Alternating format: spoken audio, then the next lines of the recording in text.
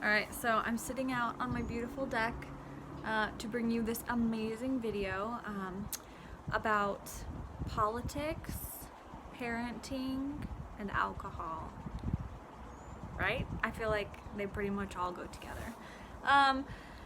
My kids have decided that they're going to get a jump on summer attitudes since it is getting a little warm out, and that's been super special. Typically they're like the kids that can like super get along, and everyone's like, oh, your kids love each other so much, it's so great. And I'm like, I know, I'm like God's gift to parenting. It's like amazing.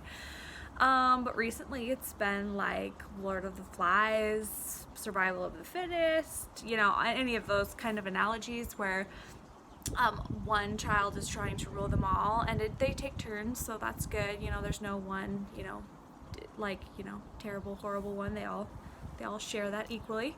So it's like been stressful because when, you know, there's turmoil in the house, then it just bubbles, and you know, every little thing is an offense. Like, you didn't put the lid on the toothpaste, and 2 days ago you know, killed me in Fortnite, and then the day before that you didn't tell me that there was, you know, like gum on my shirt, or you know what I mean. Anyways, this, you know, snowballs like anything in life, including just, you know, life in general. So and it being almost summertime, it's getting lovely outside. Plus that delightful stress, I'm like, man, you know what sounds good is a beer. Both because we're grilling a lot, we've been like doing all kinds of awesome barbecue-y type things and doing fire pit and being outside, and you're working in the yard, and it's awesome. And that just kind of instills, like, country music has gone on a lot more recently than it normally is, which is usually none, but I've been like digging Florida Georgia Line and jamming out to my country self. Because I'm super country, guys, super. And so I'm like, yeah, man, it's just beer sounds good. Like a good oatmeal stout, I'm just in, I'm sold. The thing is that I've been stressed, and stress for the gut, right, destroys this good gut lining. And I already don't do gluten super well because of like inflammation and stuff like that, so I just kind of avoid it.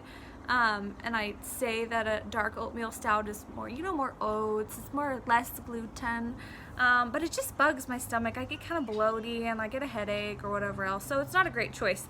Then you compound with having stress from chaos at the home, plus I'm like trying to build an empire here, and if you're like trying to build a empire of like rap music, then you just have to like kill people. But since it's like nutrition empire, I like have to make them be healthy, and it's a lot of pressure.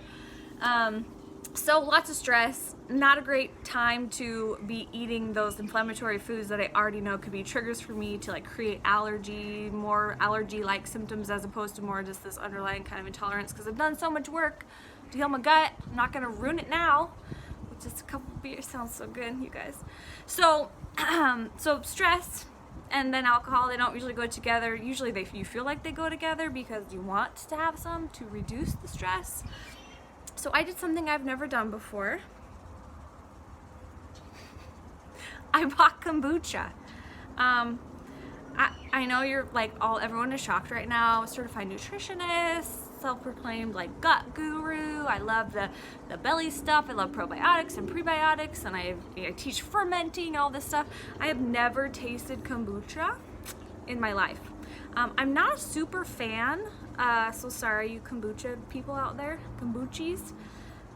I think there's a potential for some yeasty concerns, and then that kind of like high people get where they're like, oh my gosh, I feel so good, is maybe a euphoria of yeasty bugs. People tend towards yeast overgrowth. It's just the way a lot of people go. And this has a high potential with its third ingredient being sugar, and you know, yeast can be a fine thing. It can be good, like we need those kind of yeasty bugs at Candida, guys, but usually I'm seeing overgrowth, so I kind of avoid it, especially because I don't know a lot of what's going on. I'm sure home culture is a lot different.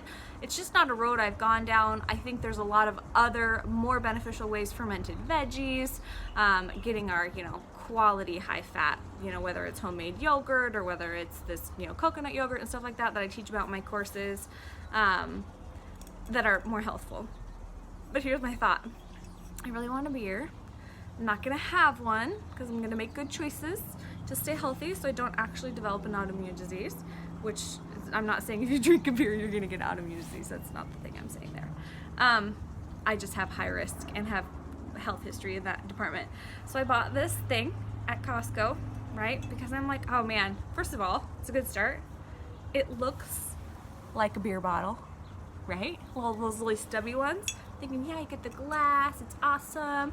And I brought this because I don't actually know the deal of whether it needs like a twist or a pop thing. So I'm gonna on video, you guys get to see me try kombucha for the first time. Oh yeah, it's a twisty. Yeah. So it's like a little twist top, which basically means it's not a real beer, not a good one at least. And I picked this one, Clear Mind, which is typically the opposite of what I'm looking to get if I'm gonna drink some beers, but I'm trying to make better choices. So here's the deal.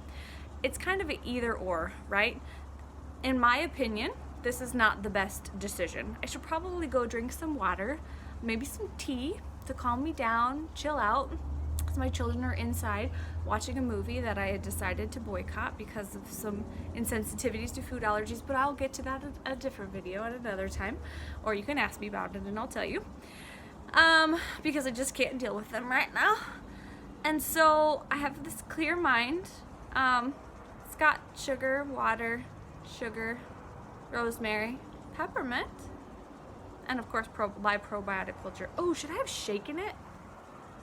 Oh man, I'm not gonna get any probiotics till I get to the bottom. Shoot. Anyway, so, oh, it smells like beer. That's a good start. Oh, do not shake. Do not shake. It says do not shake. So,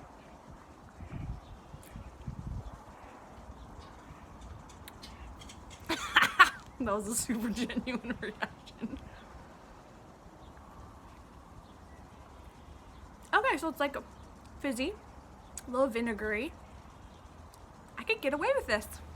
I feel like this could be an alternative for me, not probably on a super common basis, because like most individuals who, if you struggle with bacterial imbalance, you're kind of got some yeasty issues going on. I don't necessarily think this takes the place of eating fermented veggies.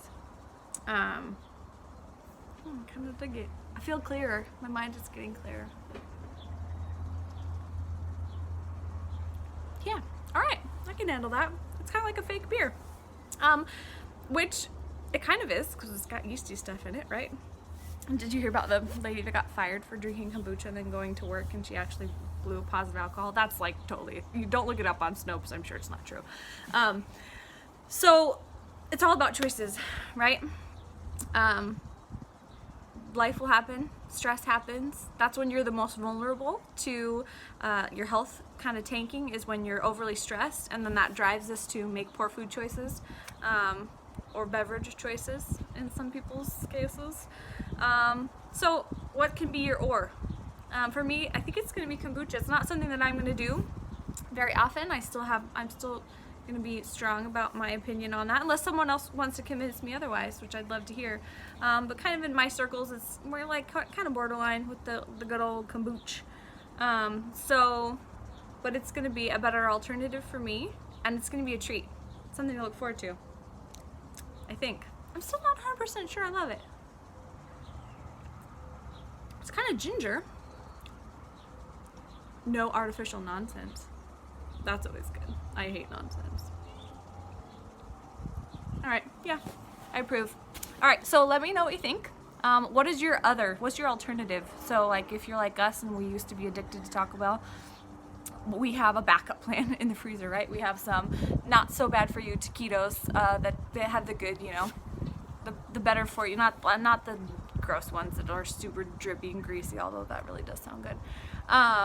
We have a backup plan for those kind of weaknesses. So this is my beer backup plan.